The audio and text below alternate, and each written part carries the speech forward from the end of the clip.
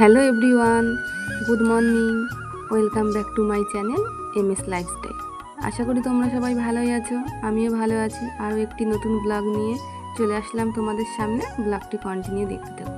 দেখো বন্ধুরা, আমি সকালবেলায় ব্রাশ করতে করতেই চলে এসেছি মাঠের দিকে। মাঠের এই সৌন্দর্য তোমাদেরকে দেখাবো বলেই সকালেই চলে এসেছি। তারপরে দেখো, মাঠ থেকে ঘুরে আমি বাড়ি চলে এসেছি। এসে নিয়েই আমার সংসারের কাজে আমি লেগে পড়েছি, কারণ কাজ তো প্রতিদিন করতেই হবে, না করলে আর কে করবে কাজগুলো, আমাকেই তো করতে হবে। সেই জন্য আমি চলে এসেছি বাসন নিয়ে। রাতের খাওয়া দাওয়ার পর যে বাসনগুলো ছিল সেগুলোই আমি নিয়ে চলে এসেছি কলপারে। এইগুলোই মেজে ধুয়ে পরিষ্কার করে নেব।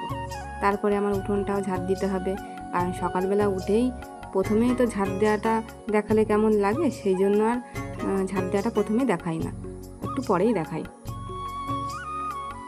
বাসন ধোয়ার পরেই উঠোনটা আমি পরিষ্কার করে ঝাড় দিয়ে নেব, কারণ আমাদের উঠোনটা অনেকটাই বড়, আর আশপাশ ভালোভাবেই পরিষ্কার করে আমার ঝাড় দিতে হয় প্রতিদিন। আর ঝাড় দিতে গেলে বেশ অনেকটা টাইমই লাগে। কী বলো বন্ধুরা, যে আমরা যদি দশভূজা হতে পারতাম খুবই ভালো হতো। দুর্গা ঠাকুরের মধ্যে 10টা হাত থাকতো, আমরা তাড়াতাড়ি করে সব কাজগুলো করে নিতে পারতাম। কিন্তু আমাদের তার হবে না, আমরা তো আর ঠাকুর না যে আমাদের 10টা হাত থাকবে। এই দুটো হাত দিয়ে কাজ করতে হবে সংসারের সব কাজ। তাই দেখো, উঠোন টুঠোন ঝাড় দিয়ে আমি চলে এসেছি রান্না করব বলে। যে রান্না করতে হবে, আমার তো প্রতিদিনের ডিউটি যে সকালে উঠেই আমার আগে রান্নাটা করতে হবে, কারণ তোমাদের দাদা ভাই কাজে যাবে, ও খেয়ে যাবে, টিফিন নিয়ে যাবে, সেই জন্য সকালে আমার রান্নাটা করতে হয়। তারপর ছেলে স্কুল যাবে, খেয়ে যাবে ভাত, আমাকেও খেতে হবে সকালে, সেই জন্য রান্নার কাজটা কমপ্লিট করে নিচ্ছি সকালে। দেখো আমার ভাতও হয়ে গেছে, এদিকে মাছগুলো ভেজে নিয়েছি। রুই মাছ নেওয়া হয়েছিল, লাল লাল করে রুই মাছটা ভেজে নিয়েছি। আর মাছটা ভাবছি যে শুধুই রান্না করব, আলু টালু দেবো না, একটু শুধু মাছের ঝোলটা বেশ গ্রেভি করে রান্না করব, দারুণ লাগে খেতে। আর মাছের ঝোলটা সত্যিই কিন্তু খুব সুন্দর হয়েছিল। এর মধ্যে মশলা দিয়েছিলাম পেঁয়াজ বাটা, একটু আদা বাটা, আর রসুন আজকার দিন, একটু জিরে বাটা, লঙ্কা বাটা, এগুলো দিয়ে আমি কষিয়ে নিয়েছি মশলাটা। পাকা টমেটো দিয়েছি, আর পাকা টমেটো দিলে মাছের ঝোলটা আমার যা দারুণ লাগে না খেতে, খুব টেস্টি লাগে, সেই জন্য পাকা টমেটো দিয়েই মাছের ঝোলটা করেছি। আর দেখো মাছের ঝোলটা নামানোর পর দেখো কত সুন্দর দেখতে হয়েছে, খুব ভালো হয়েছিল খেতে, জানো না। তারপরে মাছের ঝোলটা হয়ে যাওয়ার পর আমি আর একটা তরকারি করেছি। পুঁই শাক নিয়ে এসেছিলো দুদিন আগে, সেই পুঁই শাকের ডাঁটা দুটো রেখে দিয়েছিলাম, আর একটু চাল কুমড়ো ছিল। আর আমি কি বলতো, সবজি বা যে কোনো জিনিস নষ্ট করতে একদমই পছন্দ করি না, কারণ মধ্যবিত্ত সংসারে সব কিছু বুদ্ধি করে বুঝে শুনেই চলতে হয়। আর যা সবজির দাম বেড়েছে, কোনো জিনিসই ফেলার না, যে দুটো জিনিস যা হয়, বেশি সবজি নিয়ে আসলে একটা দুটো করে যদি থেকেও যায়, সেইগুলো দেখবা সব সবজিগুলো কেটে নিয়ে একটা চচ্চড়ি বানালেও কিন্তু দারুণ লাগে সেই তরকারিটা খেতে। সেই জন্য আমি একদমই নষ্ট করি না, একবারে সব রকম সবজি দিয়ে যদি ঘরে থাকে রান্না করে নিই। আর দেখো চাল কুমড়ার ডাঁটা ছিল বলে দুটোই তরকারি করে নিয়েছি, আলু আর দিইনি। আলুটা না তরকারির মধ্যে অতটা ভালো লাগে না খেতে, সেই জন্য আলুটা আর দিইনি। এটা একেবারে শুকনো শুকনো করে চচ্চড়িটা করে নেবো। আর চচ্চড়িটা কিন্তু খুব সুন্দর হয়েছিল, কাঁচা লঙ্কা দিয়ে দিয়েছিলাম, আস্তে আস্তে কাঁচা লঙ্কা ভাতের সাথে বেশ মেখে খেয়েছি, দারুণ লেগেছে খেতে। তারপরে দেখো বন্ধুরা, আমার রান্না বাড়া কমপ্লিট হয়ে গেছে। কী কী রান্না করেছি তোমাদেরকে দেখিয়ে দিলাম। ভাত, এদিকে রান্না করেছি মাছের ঝোল, আর তোমাদেরকে তো বলাই হয়নি আমি উচ্ছে ভাজা করেছিলাম, কারণ তোমাদের দাদাভাই ভাত নিয়ে গেছিলো মাছের ঝোল আর উচ্ছে ভাজা দিয়ে, খেয়েও গেছে তো নিয়েও গেছিলো। আর দেখো এই চচ্চড়িটা দিতে পারিনি, এটা দেরি রান্না একটু পরেই করেছিলাম, ওন চলে যাওয়ার পরে। তারপরে আর রান্না বান্না হয়ে যাওয়ার পর আমার কমপ্লিট হয়ে যাওয়ার পর আমি ভাবলাম যে জলগুলো ভরে নিই, কারণ জলটা না ভরলে পরে আবার টাইম পেলে জলটা চলে যাবে, বেশিক্ষণ থাকে না, 1-1.5 ঘন্টা থাকে জল। এবার জলটা চলে গেলে তখন তো ভরতে পারবো না, সেই জন্য আমি জলটাও ভরে নিচ্ছি। নেওয়ার পর দেখো আমি ঘরে চলে এসেছি। ঘরে এসে আমি যে বিছানার চাদরটা পাল্টে নিচ্ছি, কারণ ওটা প্রায় সপ্তাহখানিক মতো পাতা ছিল, সেই জন্য ওটা পাল্টে নিয়ে অন্য একটা কাঁচা বিছানার চাদর এটা পেতে দিচ্ছি। দিয়ে আমি বালিশের কভারগুলো চেঞ্জ করে নেবো। আর ঘরের কাজটা আমি একটু পরে করি, কারণ সকালবেলা না খুব তাড়াহুড়ো লেগে যায় আমার, সকালবেলা উঠে যে মানে কাজকর্ম করা, আর অনেক রাত্রে ঘুমাতে হয় জানো তো বন্ধুরা। আমাদের তো গ্রামের সাইডে বাড়ি, আর সব চেঁচামেচি হয়, এবার ভয়েস দিতে পারি না রাত্রেবেলা, মানে একটু রাত না হলে পরে ভয়েসটা দেওয়া যায় না, সবাই বাড়িতে কথা টথা বলে তো আওয়াজটা আসে, সেই জন্য একটু নিস্তব্ধ না হলে পরে কথা বলা যায় না। আর আমার তো জানো পুকুরের সামনে বাড়ি, মানে ব্যাঙ ডাকে, ঝিঝি পোকা ডাকে, খুব আওয়াজ হয়, ঘরেই ভয়েস দিতে হয়, সেই জন্য একটু রাত না হলে ভয়েসটা দিতে পারি না। তারপরে এবার ভয়েস দিতে ভয়েস টয়েস দিয়ে শুতে টুতে না মানে অনেকটা দেরি হয়ে যায়, প্রায় 12:30 একটা বেজে যায়।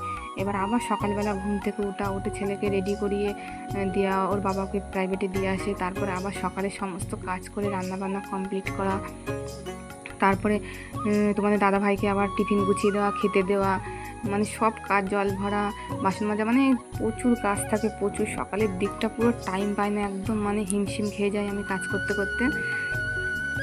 তারপর আবার ছেলেকে প্রাইভেট থেকে বাড়ি নিয়ে এসে ছেলেকে খাইয়ে স্নান করিয়ে রেডি করিয়ে আবার ওকে স্কুলে দিয়ে আসি, আবার বাড়ি আসি, এসে আমার আবার আরও কাজ থাকে, সেগুলো কমপ্লিট করে স্নান করে পুজো দিয়ে মানে আবার হচ্ছে দুপুরবেলায় খাওয়া দাওয়া করে নিয়ে আবার ছেলেকে আনতে যায়, আবার ছেলেকে বাড়ি নিয়ে এসে মানে ওকে আবার ফ্রেশ করিয়ে দিয়ে খাইয়ে দাইয়ে নিয়ে ওকে আবার একটু কাছে নিয়ে একটু শোয়াই, মানে ছেলেটাও তো সেই ভোরবেলা ওঠে, বলো বাচ্চা মানুষ কত প্রেশার পড়ে, মানে প্রচুর কাজ থাকে আমার। আর নিজের শরীরটাও তো ভালো না, খুব বুঝে শুনেও কাজ করতে হয়, কারণ বেশি তাড়াহুড়ো করে কাজ করতে গেলে আবার শরীরে মানে খুব কষ্ট হয়ে যায়, কিন্তু এর মধ্যেই তো করতে হবে, নিজের সংসারের কাজ তো নিজেকেই গুছিয়ে করতে হবে না। এইভাবেই কাজগুলো কমপ্লিট করি প্রতিদিন। আর দেখো তোমাদের সাথে কথা বলতে বলতে আমার বিছনা গোছানো কমপ্লিট হয়ে গেছে, বালিশের কভারগুলোও লাগানো হয়ে গেছে। এবার আমি ঘরের মানে খাটের তলা সব কিছু শোকেসের নিচটি ভালো করে পরিষ্কার করে একেবারে ঝাড় দিয়ে নেবো। আর আমার এমনি প্রতিদিনই অনেক কয়েকবার করেই আমার ঝাড় দেওয়া হয়ে যায়, ঘর ঝাড় দিয়ে রেখে দিই, মানে আমার ঝাড় দিতে বেশ ভালো লাগে, একটু পর আমি ঘর ঝাড় দিই, আমার খুব ভালো লাগে,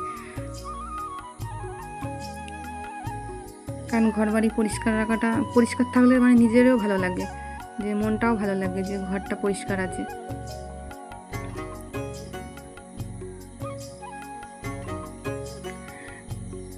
তারপর তো ঘর টর বারান্দা টারান্দা ভালো করে ঝাড় দিয়ে নেবো, তারপর নিয়ে মুছে নেবো, নিয়ে আমি স্নান করে নেবো, স্নান করে পুজো টুজো দিয়ে নেবো, দিয়ে কিছুক্ষণ বসে থাকবো, একটু টিভি দেখলে দেখবো, তারপরে 2টো বাজলে খাওয়া দাওয়া করে নিয়ে 2:30টার সময় ছেলেকে আনতে যাবো আমি।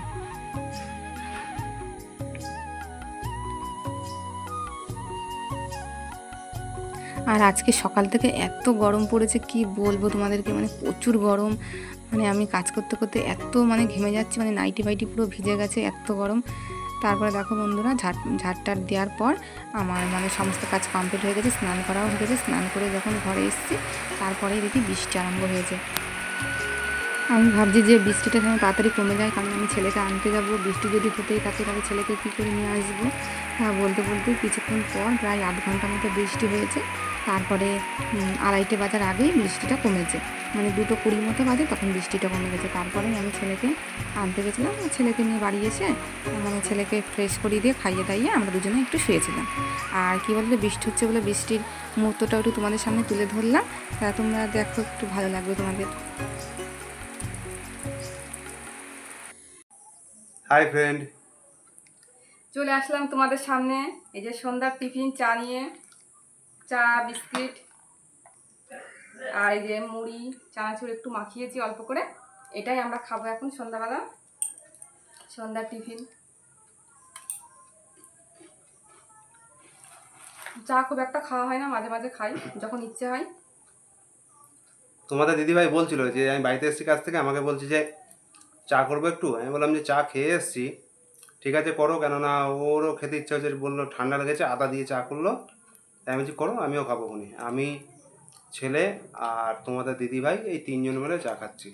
ছেলেকে একটুখানি দিয়েছি, ছেলেকে বেশি দিই না, বেশি খাই না ও, একটুখানি 1-2 ঢোক, ওর ঠান্ডা লেগেছে তো সেজন্য একটু দিই। তা বন্ধুরা, আমরা খাওয়া দাওয়া করে নিই, তা ব্লগটা আজ এই পর্যন্তই। তোমাদের যদি ব্লগটা ভালো লাগে তবে লাইক, কমেন্ট, শেয়ার, সাবস্ক্রাইব অবশ্যই করবা, আর আমাদের পাশে থেকো, এইভাবে যেন আমরা অনেকটা দূরে এগোতে পারি। ধন্যবাদ, শুভরাত্রি, গুড নাইট।